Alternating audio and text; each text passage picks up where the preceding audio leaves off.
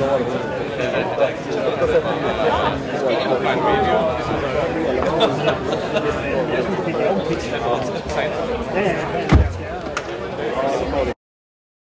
going to talk about be agile, scale up, stay lean, and have fun with the Scaled Agile framework.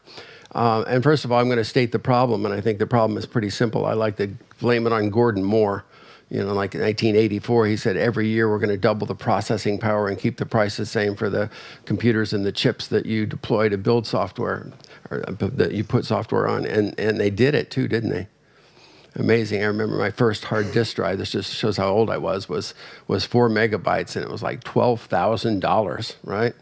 And we built a search engine in one of my little projects a few years ago, and we would buy servers from Micro Focus that had a half a terabyte of, and this is like 5 or 6 years, a half a terabyte of memory, of disk space, 8 gigabytes of RAM, quad neon servers, and they were $1,600, right?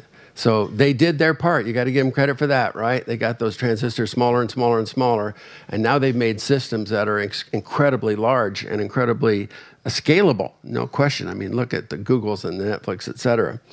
But our methods really haven't kept pace with that level. There was no Moore's law for software processes. You saw some up there, but it wasn't every year you get twice as fast.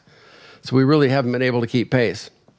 And at the same time, this industry has become so much more interesting than even when it was when I started down this path 40 years ago. We're now really the embodiment of much of the intellectual property of the world, right? If there are clever thoughts about how things or people behave, we're probably going to control those from computers. So we haven't been able to keep pace with our methods, and we're trying. It's not like we're not here, we haven't spent really decades trying to make that better, but it's still a struggle. Well, a few years back, actually quite a few, you know, almost 20 now, we discovered different models of working at the team level, and those were really extraordinary models. Why were they extraordinary? Because they work extraordinarily well, and they brought back some of the kind of the raw power and motivation, and specifically the dynamics of high-performing teams. And those teams and their down and dirty methods that threw away our SDLCs perform better, and they like their work better too. And you think there's a relationship there? You think that I actually had a CIO who I think had lost his mojo over lunch one time, the CIO of a company with 1,000 employees. He asked me, he said, do you think that developers' motivation matters?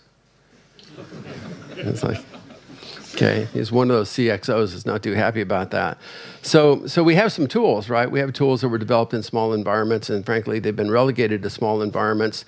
And the inventors of the tools say they only apply in small environments, but that doesn't really work for me, because I have bigger problems to solve. Now, I'll tell you, 20 years ago, I didn't think it would be this way. We were working in 4GLs and RAD and JAD, and you remember some of these languages, and languages like Forth and Smalltalk that really were just extraordinary in terms of productivity. Anybody remember Smalltalk? It was an incredible language in terms of overall productivity, right? It went down for the count for whatever reason. And then we had the UML and the ability to have basically provable rendered specifications and models that could execute, and we could actually do it. And in some markets, we still can. Telecommunications, switching, et cetera, they can build state machines that reflect the way they want the code to generate and auto-generate the code for that. But for most of the rest of us, we're not that fortunate. And for most of the rest of us, it looks more like this. Okay? And I suggest that these folks are lucky. They're co-located. Right? How many of your teams and programs have that degree of co-location?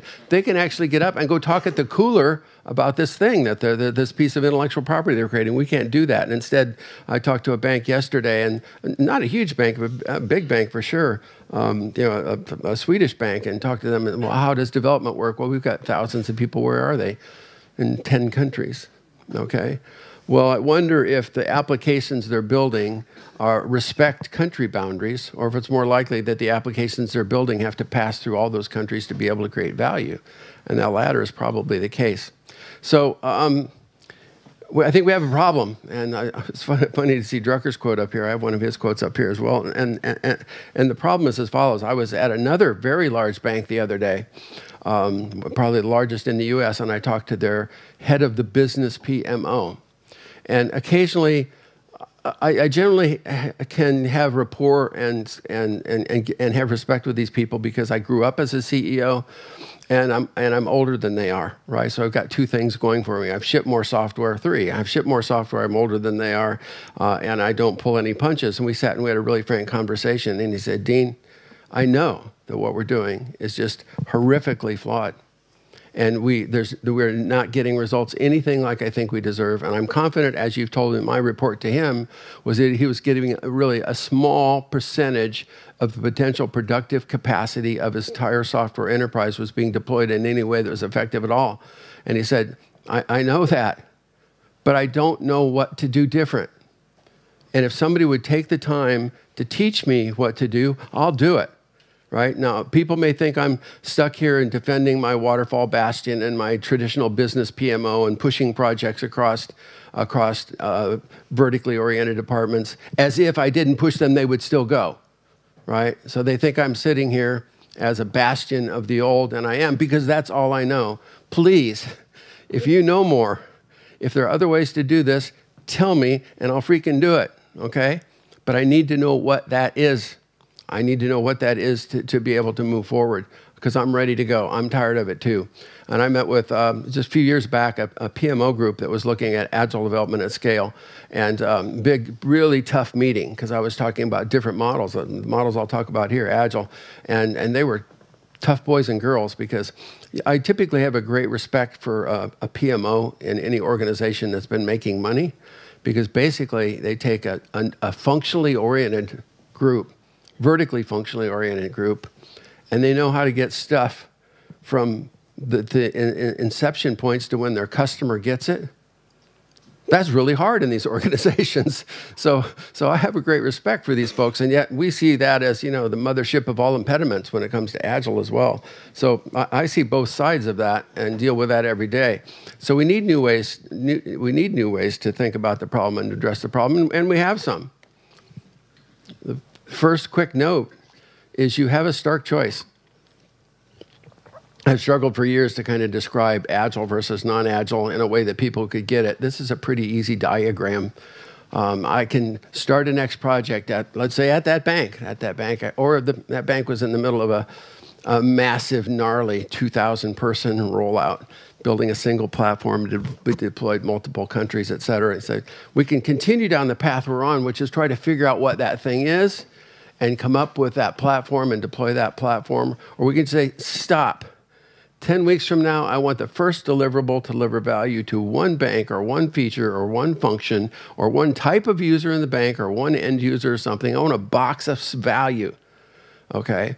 We can do this. This is a choice. You don't have to be Agile. But if you're Agile, we're going to start delivering boxes. We're going to start delivering boxes right away, right? Within 6, 8, 10 weeks, we're going to have the first box. What about these big greenfield systems that we have to lay in some architecture? We're going to lay in enough architecture, those 6, 8, or 10 weeks, we're going to be able to have the first box. And that box is going to have value. And if the box doesn't have the right type of value, we're going to consider that a victory, that we've shipped them something they didn't actually want, and now we know what we can do to do that. So you have a stark choice of approaches. It's simple. Pay me for some documents later, or buy a box, okay? And we'll ship a box. And we have the tools to do that. And that's what's different with Agile and all the open source tooling that came with it. So you have a choice. And the reason you probably want to pick the box is that somebody might find it valuable, even though it doesn't do very much. I stand here with my iPhone 5, 5th generation iPhone. I didn't work for these people. I worked for our friends across the pond over there. I brought my iPhone in, and they laughed at me, and they showed me all the things it couldn't do. They said, try to do a video. Well, it wouldn't do a video. Take a picture. It was a crap picture. I got my iPhone from AT&T in the US. I couldn't even make a phone call. Okay?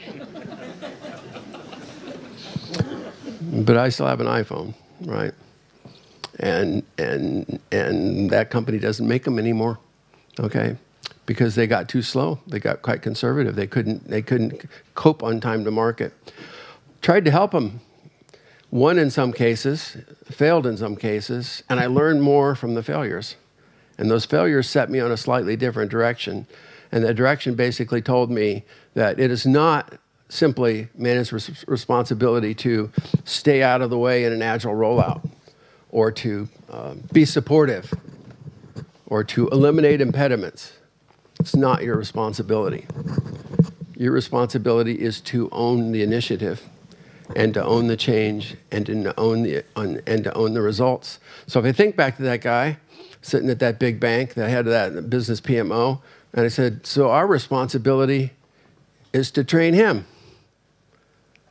Because when he has a new way of working, then he has the tools he needs, and potentially he has a chance to make an impact and go. Now, what's interesting about these little boxes is that they start delivering value. So how many here have an iPad without a camera on it? Oh, come on. There's got to be somebody, okay? Okay, raise your hand higher. I need your help here. This is audience participation. Do you also have an iPad with a camera on it? Okay, there you go. Okay, so that iPad is still there. Probably a kid has it? Yep, I pass them down. So I'm kind of the root source of Apple electronics, and they filter down to my kids, and actually all the way down to my grandkids now. So I paid for that one, and then I went and bought another one. But that other iPhone is still out there. So value matures over time much more quickly. And what happened to my other picture here? It's not doing its job. There's nothing. Value in documents, earn value. You know what earned value means? I worked on it and I want to be paid.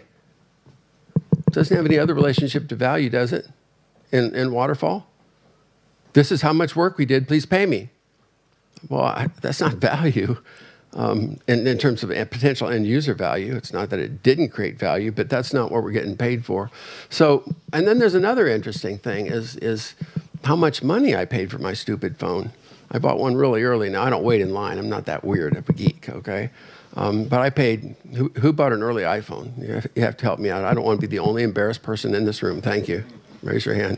How much did you pay? You don't remember? Yeah, he's blocked it out. Didn't tell his wife either. Got a new phone. I paid $600, okay? Paid $600, and now that phone's worth about $200. So I paid $600 for a phone that didn't have anything, couldn't make a phone call. Basically, there's no GPS, there was no app store, no compass, no mapping capability. Think about that. So why did I do that? Am I just a foolish person? By the way, there were a bunch of foolish people. A couple million of us paid that extra $600 over, an extra $400 over where it would be. Where's that money now? Did you get your refund? No. Apple still has it. So what is the story here? The story is pretty simple, which is that a little bit can be worth a lot if it's the right little bit. If it has some quality and it's differentiated, I'll buy that. I'll pay for that. And then later on, everybody has that feature. And then it's commoditized. So we don't just be early to be early. We don't be early to be proud. We be early because there's more money early. So the fundamental benefit of agile development is a better economic strategy. And therefore, it should be addressed, in every industry. Who doesn't want that? How many here work for for-profit companies? Most of us, right? Holy cow, raise your hands. You work for for-profit companies. Come on, we can't all work for Department of Social Services here in Sweden. Or maybe we do, okay? When you work for a for-profit company, keep your hand high. Is it more fun when you're making money than when you're not? Yeah, it's just a lot more fun. Making money is fun. So that's the basic paradigm. But as we move down this path a little bit and we start to think about agile methods and applying agile methods at scale, I want to make a couple of key points, and they're important points. I don't understand why, I won't mention names, you can put names with them. Many people that have invented Kanban hate the people that invented Scrum and why they spit at each other on stage, okay? I don't get it. Okay, I don't get it why some of the Scrummers don't think I'm a good guy. I got arrows in my back every day. I love Scrum. I think Scrum is like the coolest thing ever because we can scale Scrum.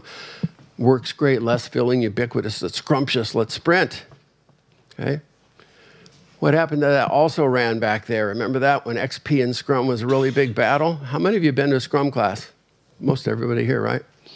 How many in your, keep your hand raised. How many in your Scrum class remember cutting or analyzing any code? What does Scrum have to do with code? Nothing. How many were trained in XP? Did you see any code in the XP class?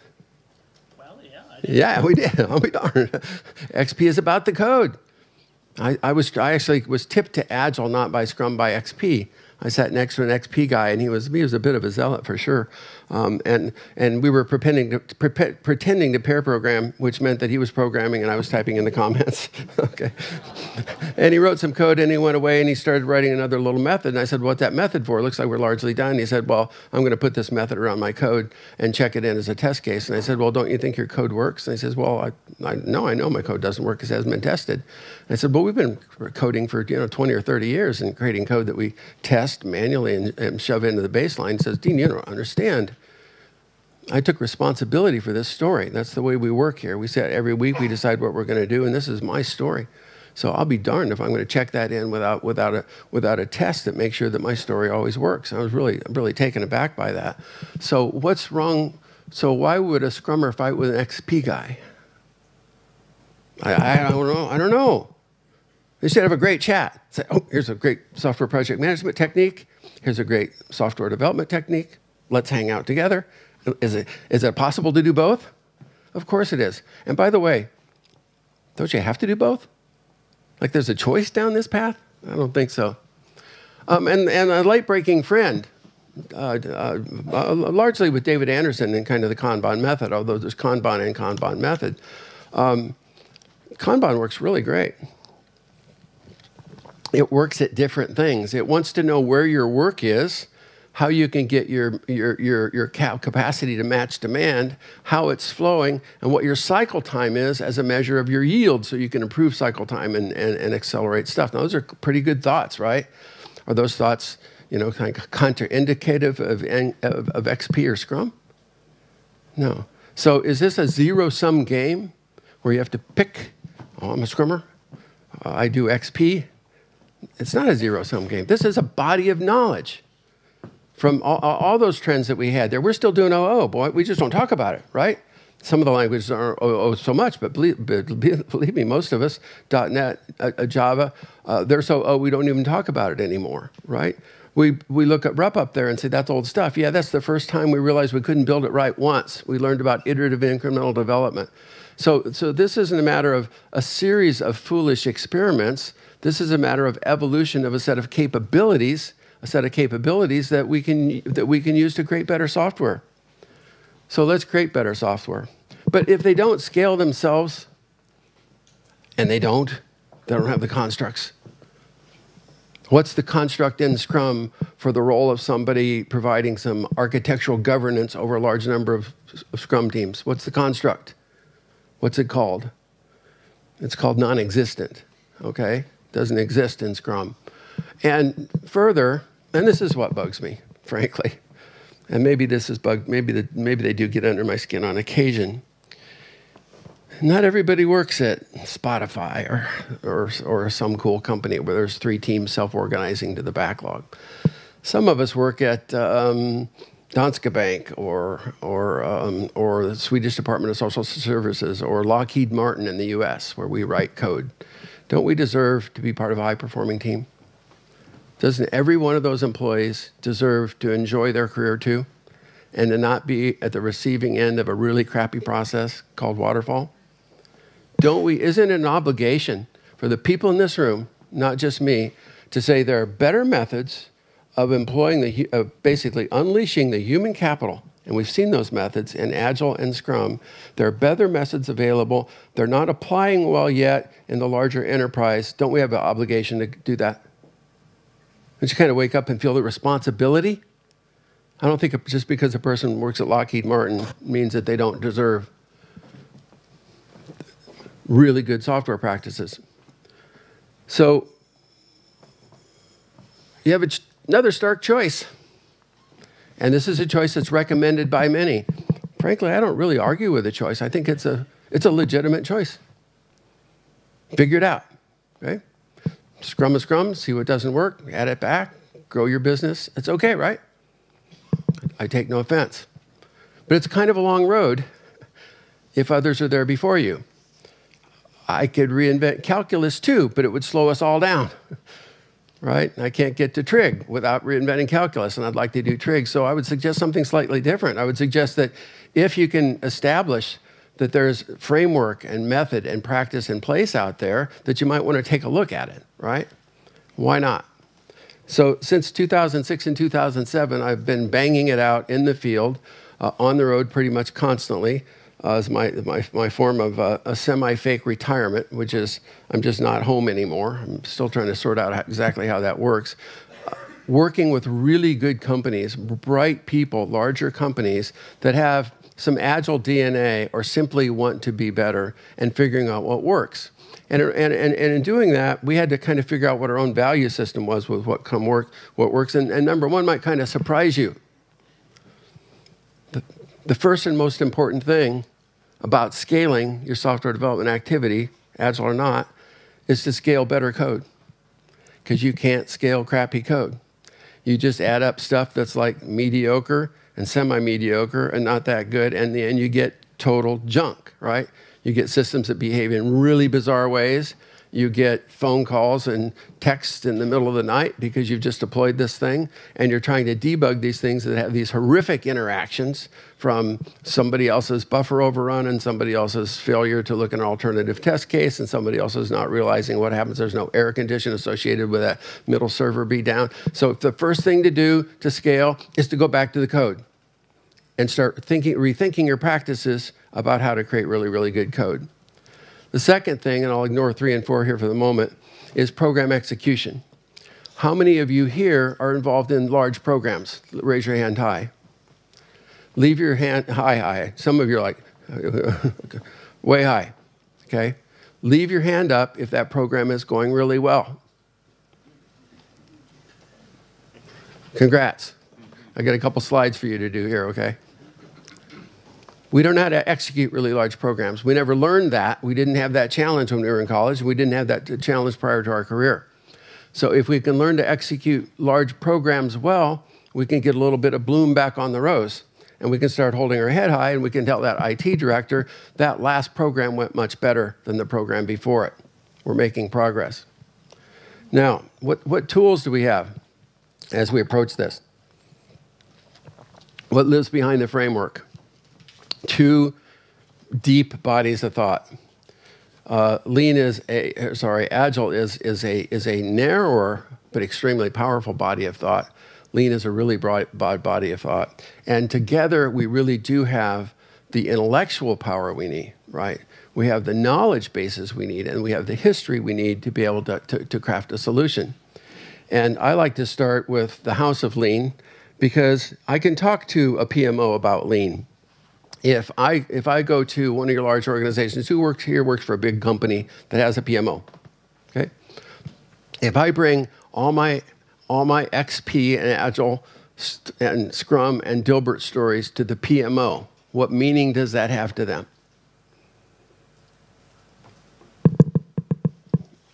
Not much.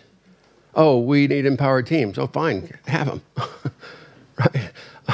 We need our teams to be able to turn on a dime. We need different issues. We need different governance. Well, what kind of governance? Well, not your kind, okay?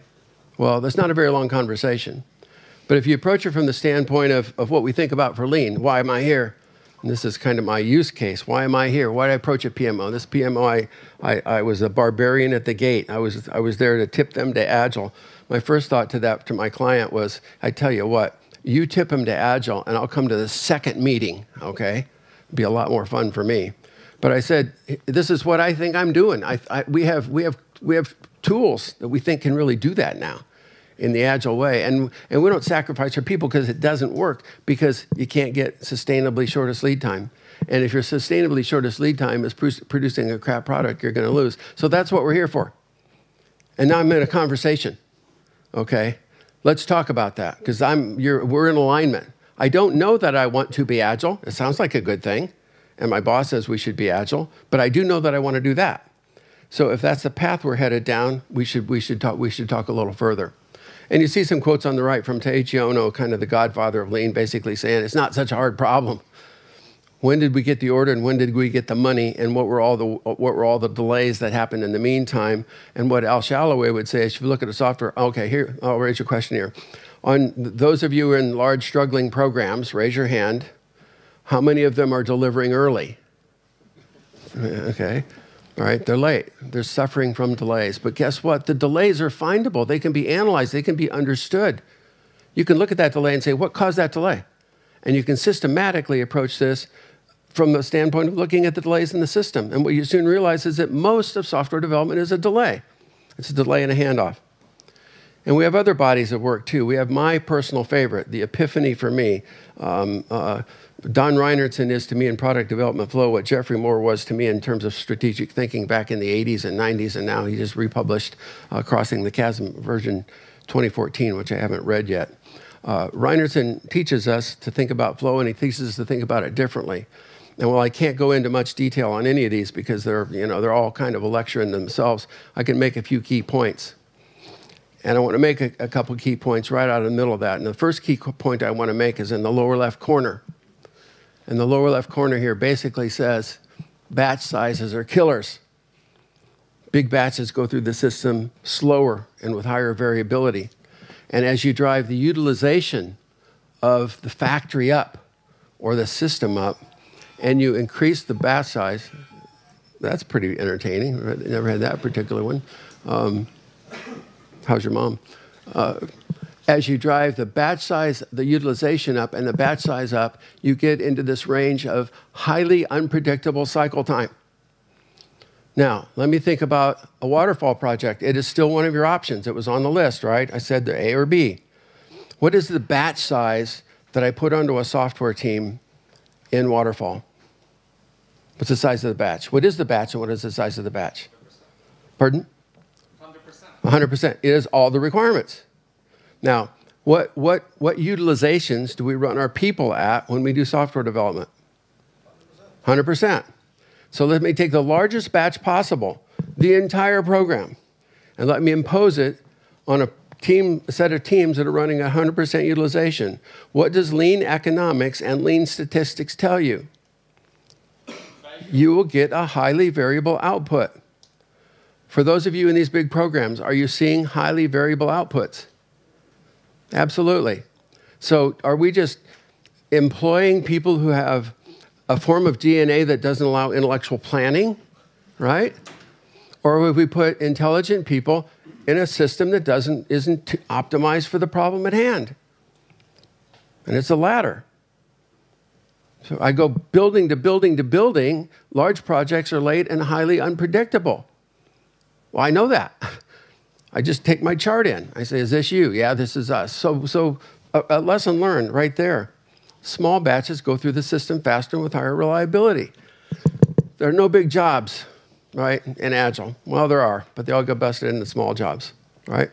All big projects fail. Do really small projects, okay? The word project does not appear in the Scaled Agile framework. There are those who don't like that, okay, and they have issues with that, but there's no such thing as a project in the Scaled Agile framework. We visualize our work. We learned that from Reinertsen. We're pretty key. We have to be able to do that. Visualize the work. Here's a test. How's this team doing? They going to make the sprint? See some heads shaking, all going to the left and right. Does that mean the same thing here as in the U.S.? I mean, not some weird Chinese thing where it means not going to make it, right? Not going to make it. And how do you know? Because we've visualized the work and we're working in a time box and we've noted where we are in time. I approached that team in Chicago with exactly that, with that chart, but they didn't have the dates on the top and they didn't have a rope. So in the rope was a set of headphones. I asked somebody, I needed a rope, and they said my headphones are broken, so I grabbed his headphones and took them over there and ceremoniously nailed it in on Thursday afternoon. And I said, how are we doing, boys? And they looked back and they said, crap, okay? All we did was realize that the work is in a time box. And now here's a thought experiment about work and process constraints. What if I've been called a number of things, as you know, probably even coming here to hear from me. I was called Lean Dean for a while, but I don't earn the attribution. I really work hard. I really want to get there. I want to be able to say, oh, there's Lean Dean. That was Mean Dean there. And I said, gentlemen, we're going to have a work in process constraint of 3 on development and test. Here's the thought experiment. I'll give you just a minute to think about it. What happens next? Mean Dean just imposed the work in process limit, 3. How does their behavior change as a team? Somebody shout it out. Somebody give me a clue. We'll run a use case. They start finishing. They have to.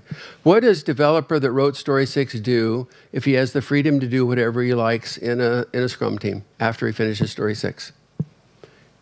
He goes and gets Story 11. What does he do when there's a work in process limit of 3? He tests. Stop starting and start finishing. Yeah, so start finishing. So I turned my developer into a tester for a minute. So I sub-optimized the raw over-specialization of this Java J2EE guy who's really good at that. I sub-optimized that, right? So I slowed the system down. No, I speeded the system up. I speeded up throughput by optimizing for throughput and flow, not for whether or not he's a particularly great guy to do Quality Center.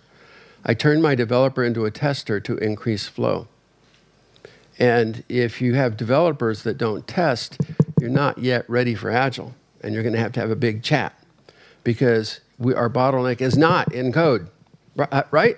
How many of you would agree that the bottleneck in your problem is in your program is not in the code? It's not in the code. It's in the test, right? So we need a bunch more automated tests and a bunch more testers, and we need them instantly, and we're not going to get them. So what are we going to do? Developers test, testers develop. Let's take a look at the framework. The framework consists of basically 3 arbitrary levels, and each level deals with kind of the system of the behavior at a different level of abstraction. And what I mean by that is we have to have a way to talk about software development.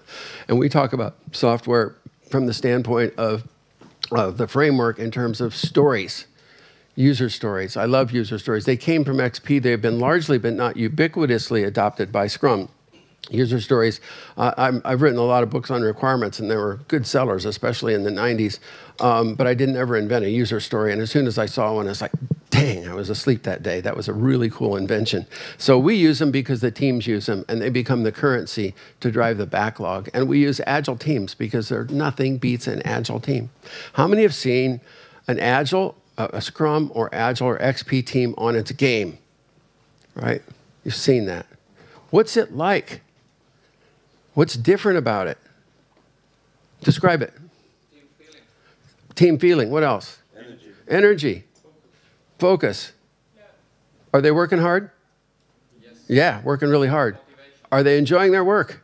Highly motivated. Okay. So is there a reason why we can't apply that across the board? Well, we have to have a method to do that. There's just no reason why we can't apply that across the board. And those teams have to focus on code because otherwise they frustrate themselves. So we provide guidance for code, and we roll out safe. We go right back to first principles, and we say, what did we learn from these XP practices? You notice you don't see pair programming on here. You do see pair work. Pair programming was a bridge too far. But how many of you manage and supervise systems in your DevOps, et cetera? How many of you are happy to know when a piece of code goes into your main line that's been seen by only one person? Doesn't that just scare the pants off of you? Right? So we have to have a way to see that stuff. So we need a set of practices that we can deploy down that road.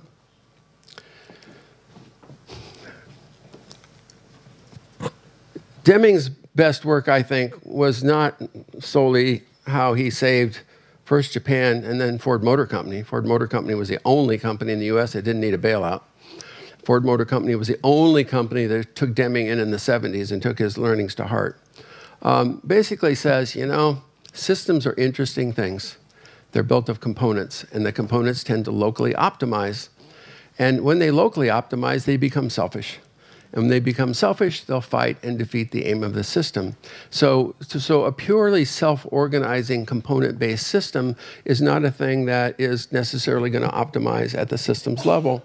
And somebody has to have a role. Management has to have a role. And there are actually two systems at work here. The first system is the subject system, the thing we're building. And you've seen people build really big systems. And don't you see the teams tend to optimize the component or feature they're building? Of course they do. They take whatever they bring all their data into RAM because it's going to be a faster thing. And then the other thing we have is an organizational system. And it's selfish too. So a group of testers working in a test department is rightly selfish about their work. That is their world. So we have a responsibility to take that kind of native selfishness and say, you know, we have to optimize for a broader whole.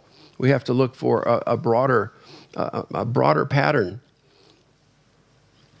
We have to take the responsibility to optimize for something slightly different, and then say if that's the program level.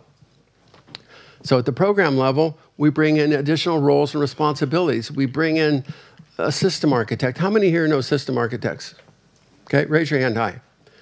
And how many of you want them to go away? Just a couple, okay? Probably not a pretty capable person? Okay. If he or she was capable, what would your opinion be? If he or she was capable, you still want them to go away? No, okay. So we don't. When I go into enterprises and I want to start helping them deliver value faster, I find a person who can describe the system without all the details, and I listen to that person so I can understand what I'm doing. And that's just a simple thing.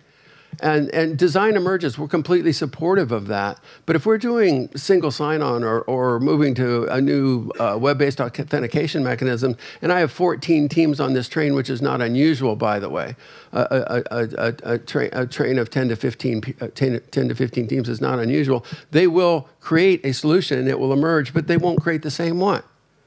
And that doesn't bring any global economies of scale. So we have to have some, what one of my clients calls, you know, when you start a release train, you got to have a smidgen of governance, right? Just need a smidgen, just the right amount of governance to make sure that they're all working towards the same objective. And we use features and benefits to describe that because that user story thing doesn't scale very well.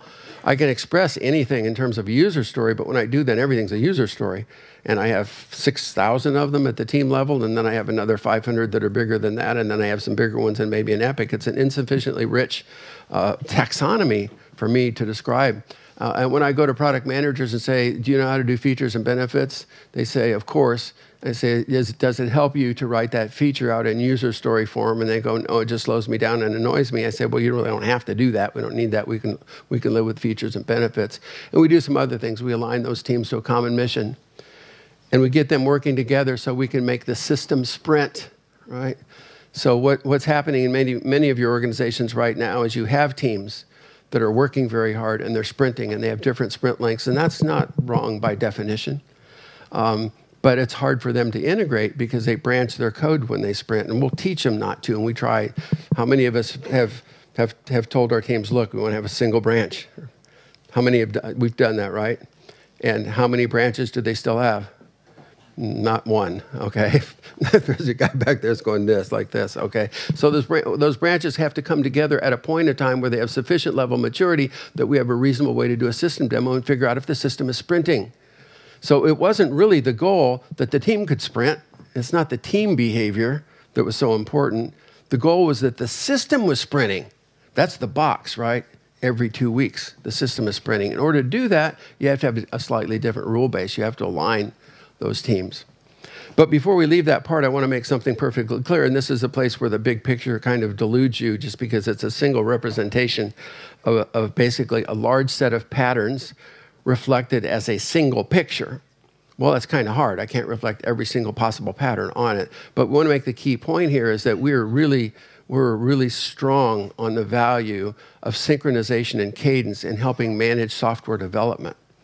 And some companies, like Salesforce, deliver on that same synchronization and cadence. Some companies, like BMC Corporation, deliver on that same synchronization and cadence, but many to most don't. That's a different issue. So we want to manage that which we can manage, but we want the business to determine when it is that we deliver our stuff. And we do that, we achieve these objectives, we achieve this alignment by talking about it.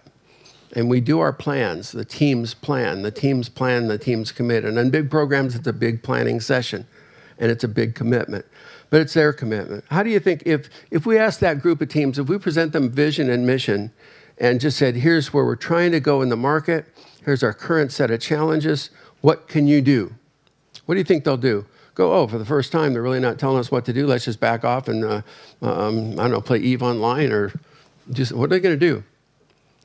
They're going to say, we can do this. We can solve this problem. We work here. My paycheck says exactly the same thing. Wow, they've taken the yoke off my neck, and they've asked me what I can do. They're going to create a commitment to a plan. Do you think their commitment is higher to that plan than they could commit to the plan I was about to give them? Of course it is. Whose plan is it? It's their plan. They're going to execute the plan. And in this process, by the way, this is a pivot point. This is a huge change in control. Who creates the plans? Teams create the plans. Did they create the vision and strategy? No, they're rarely capable of doing that, right? They're hired to execute a vision and strategy, but they create the plans to execute that strategy. And then as we get to the top of the level and get here, I'm doing okay. One more thing. What's the aim? What's the point of that system, right? And in our world, the point of that system is the portfolio, right? So the portfolio provides the aim of the system.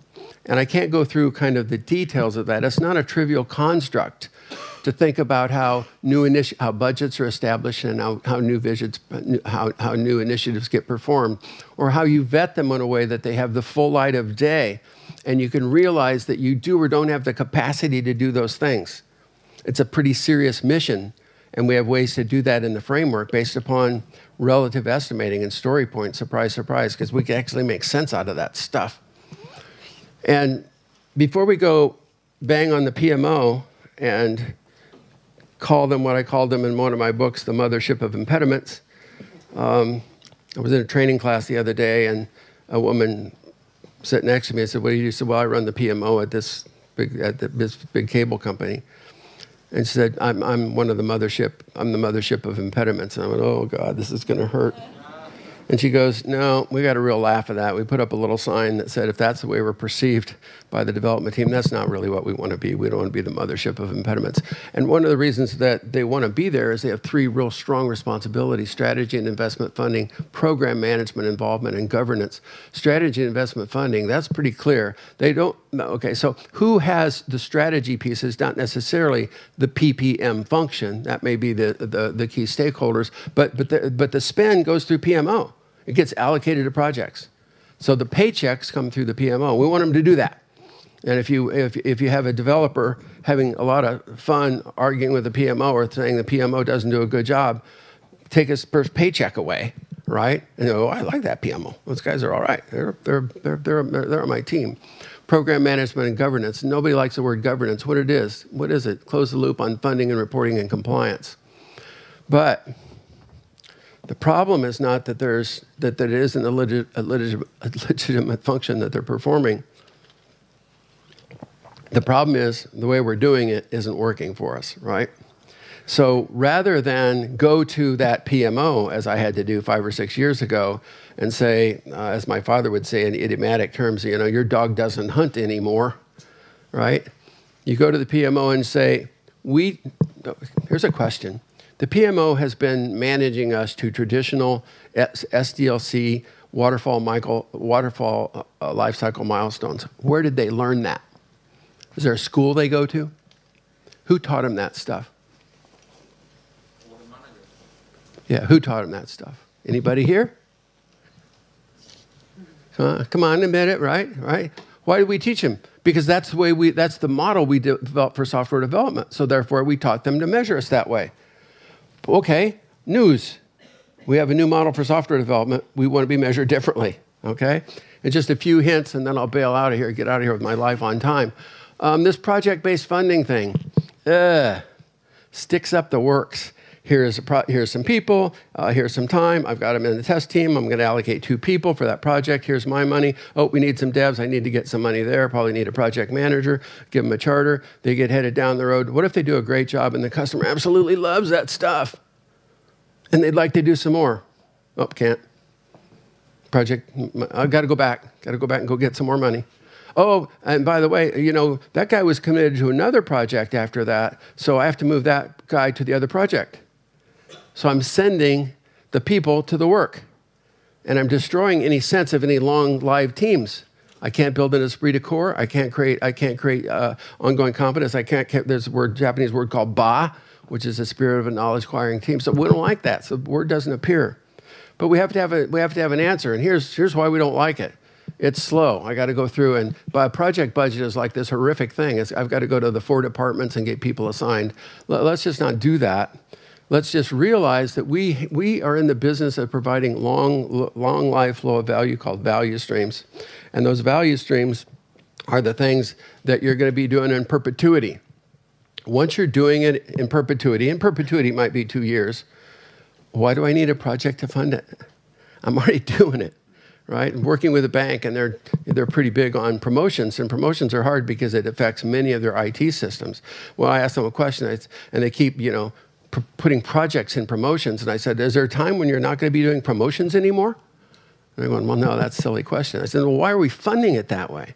Why don't you just figure out how much you want to spend on promotions? Let's create a promotions release train and go. I'm getting the hook here, but not before a couple more slides. Winning is more fun. Here's some of the results. I'll just send you to the framework, the case studies. Happy project sponsors, happy teams down at Telstra. John Deere, 50% reduction in warranty expense in their first year after adopting Agile development. How? How do we get there? How do we get there?